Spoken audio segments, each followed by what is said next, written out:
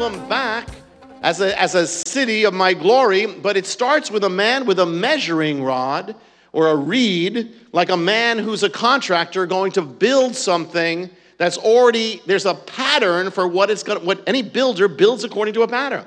And lastly, turn to Revelation. Revelation 11. Now we're going to bring it together. Revelation 11, which speaks about what is yet to come. Revelation 11 and verse 1.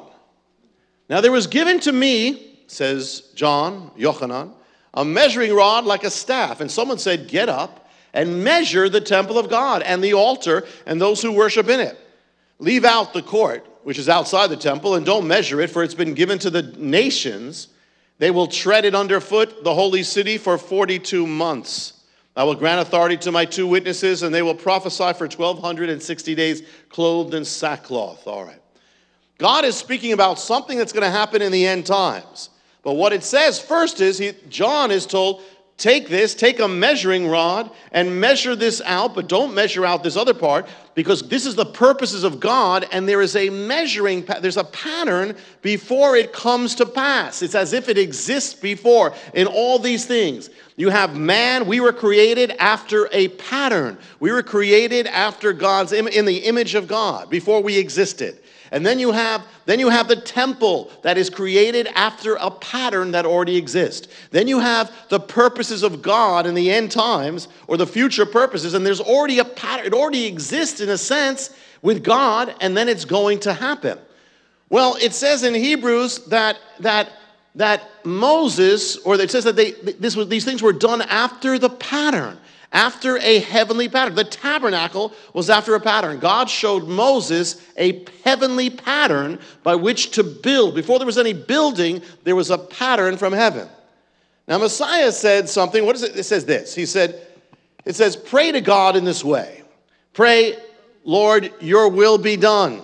Your kingdom come, your will be done on earth as it is in heaven. Now we live, getting back to where we live from where we are, from us, we live from earth, and we live from our place where we are. And we live in time, we live from, as we said, the present, that's where we are, heading to the future. We know the present, we don't know the future. So often we live in a state of uncertainty, because we don't know what's coming. And if we live from here and we're going there, we don't know what's going to happen, what's going to come. In space, we are here and we're living to some goal or something, and we don't know exactly where we're going. In salvation, it translates to living. We are living on earth, and we are trying to attain heavenliness, or we're trying to get to heaven. Our goal is heaven in some way. And even though we know different things in our doctrine, we tend to strive. And we're never quite there. It's never enough. We're living out, our situation. I'm living out of my problem. I'm living out of my circumstance. I'm living out of what I'm concerned about today. And I'm living out of my sinfulness and my incompletion. I'm trying to get to a perfect place. And so I'm not there yet in heaven. That's what it's like. We're like never arriving. And here we are. I'm trying to get there. Earth to heaven. I'm living in this moment. It's never quite there. But it never really works. And the reason is it's not the way of God. It's the natural way, but the way of God is totally different and totally upside down from that. You can never go from a place of imperfection and achieve perfection. Doesn't work. You can't, because everything you do is going to be out of trying to get something because you don't have something. And whenever you do something out of lack, it's never going to do God's will. The Bible reveals something totally different, absolutely, totally upside down from the natural way of thinking. Totally radical, totally revolutionary.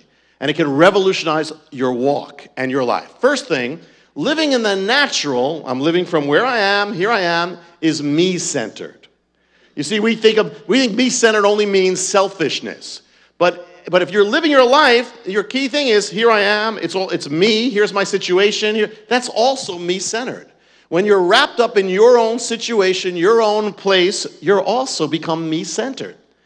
When you're wrapped up in your problem, it becomes me-centered. You end up living selfishly because you're living in need. I'm living in lack. But to live a God-centered life is totally different. If you live a God-centered life, it means your perspective totally changes. It means you go from living from an earth-based life to a heavenly-based life. Means it's, how does it begin? Man was created not just that God just put some things together and said, hey, let me see what I can do with this. Man was created from the pattern of heaven. It all starts with God. Everything of life starts with God. Every good thing, it says, comes from God. Not just that, it means that that's the flow of life. Salvation doesn't start on earth. It starts with God. Everything good means every good thing in your life has to start not from you and not from your situation, but has to start from God. And you have to live your life from the heavenly. Most believers are living for the natural. It's like, here I am, looking up. And hey, I want to get to heaven. All right, that's all good in one sense. I'm looking towards heaven, but it can't start that way. So does most other religions. They look to try to get to God. But that's not our faith. Our faith is the opposite of every other faith. Every other faith is, I'm going to try to do my best to get to God or get to heaven. But our faith is not that at all. Our faith is heaven does its best to get to you. Heaven comes down. God comes down. That is totally different. And that is totally different. It's totally radical. But most believers are still living in a very natural way of thinking, like the Muslim does and like the Orthodox Jew does and like everybody does, in that I'm just trying to do my thing. I'm trying to get up there in some way. But the secret of the